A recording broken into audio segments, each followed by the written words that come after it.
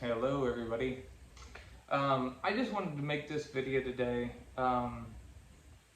covering a topic that I think ends up being an extremely confusing topic for beginner guitarists who are starting to move into the intermediate phases of music, where they start trying to understand exactly how music works, and you get into this area called music theory.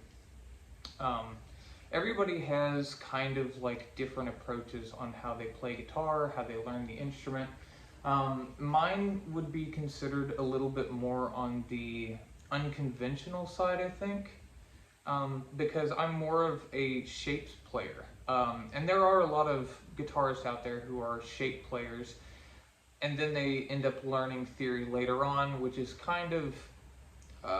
it's kind of what I ended up doing.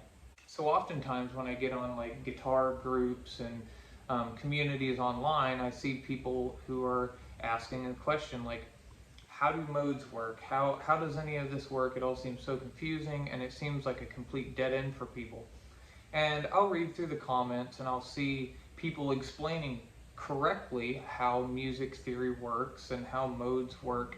And they're talking about intervals, and they're talking about all this kind of hard to grasp stuff for newer players, and it just seems like a dead end for people.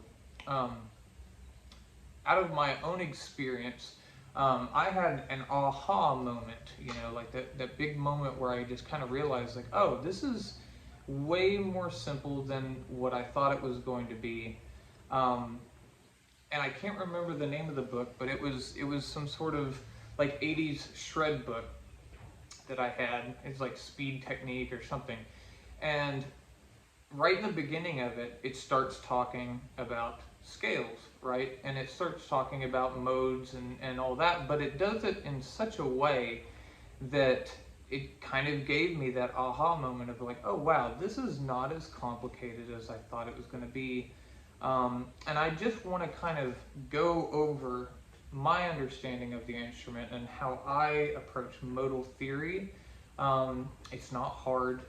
It's mostly just remembering all the shapes up and down the neck, and then there's some things later on after you learn all these shapes that will make it, you'll have the same aha moment where you'll sit back and you'll be like, oh, that's it? So starting off, today we're going to be going over the Mixolydian shape. I plan on having this be kind of a series where I go step by step of what they call the diatonic scale.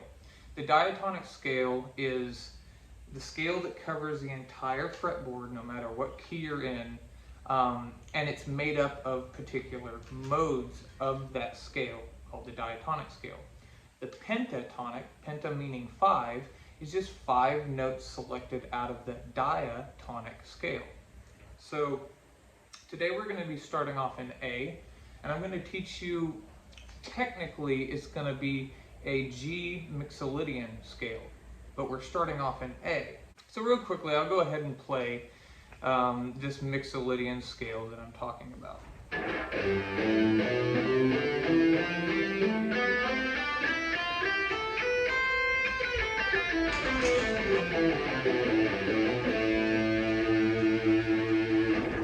All right, so our 3rd fret E string, 5th fret E string, 7th fret E string,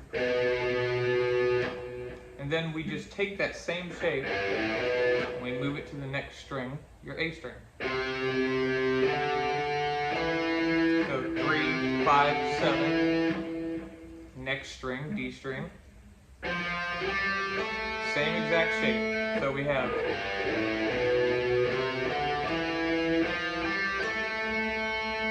okay, then we move to our G string, and we're going to play 4, 5, 7.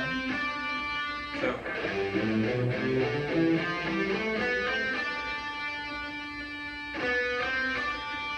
then we go to our B string. That's going to be 5th fret, 6th fret, 8th fret.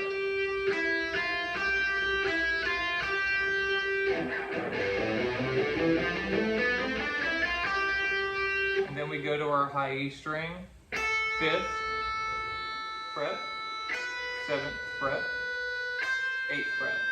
So again,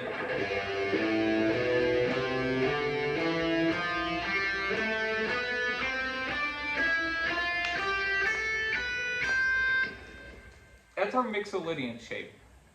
It doesn't matter what key I'm playing in. If I want to play something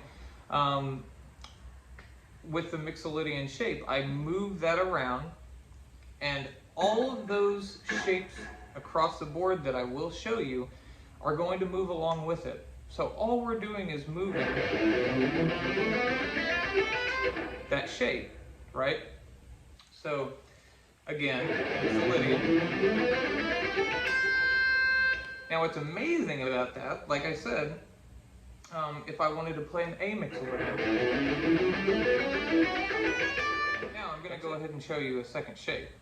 And the reason being is because I want you to go and spend a few days or a week, however long it takes for you to get these shapes drilled into your mind.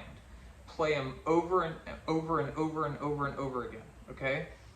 And this repetition of playing these shapes over and over and over again and seeing how they're locked together is actually what's going to get you to see it on the fretboard. You want to visualize these things as you're playing. You want to picture, you want to picture these scales, because if you just play, you know, let your fingers kind of fly, you're not going to be able to visualize up and down the neck when you learn all these scales.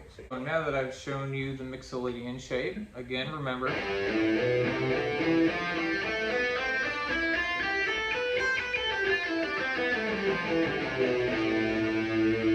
Mixolydian.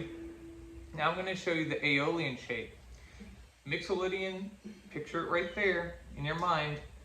Now we're going to slide up. Instead of starting our scale on the 3rd fret, we're going to go one note up the scale. Okay, it's going to start on our 5th fret. So 5th fret, 7th fret, 8th fret. And then you're going to take that same exact shape and you're going to move it up to your A string.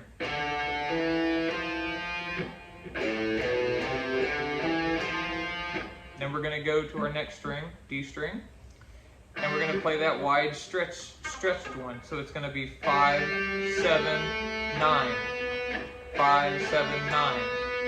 So again we have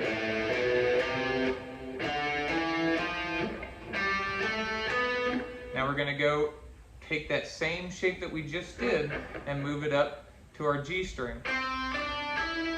So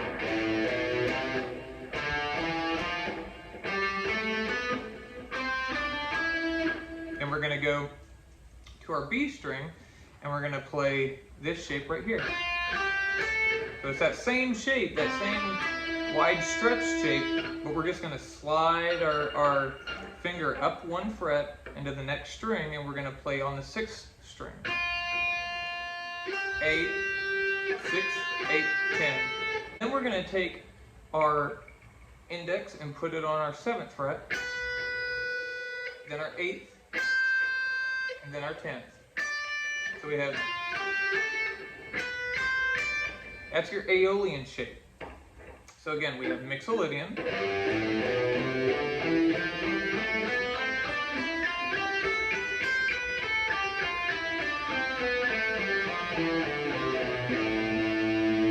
then we have Aeolian,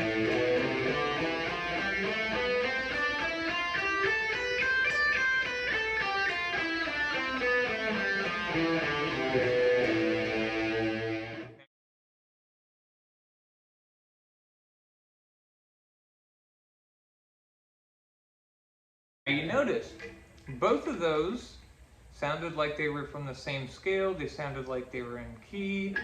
So if we play over that A, what I want you to do is I want you to play the Mixolydian shape all the way up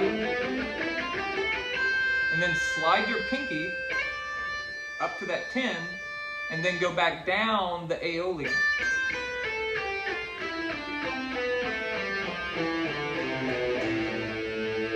Now go up the Aeolian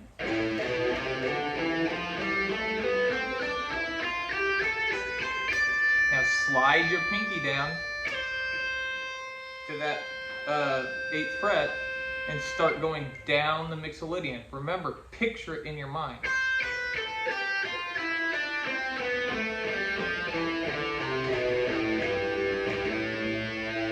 And just do that over and over and over and over to the point where you can just go up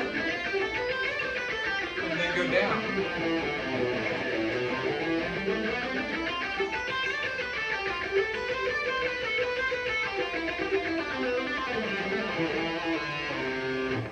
Just play with it.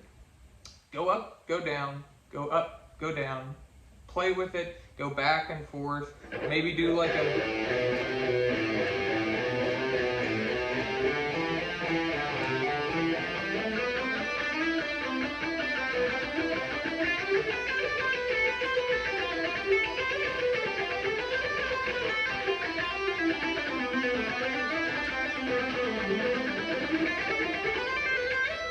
Right? So that's your mixolydian and your aeolian. They fit together, they're locked together, and they're all part of the scale called the diatonic. Join me in the next video and I will show you 2 more steps of the diatonic scale and have you fast-tracked on your way to understanding modal theory.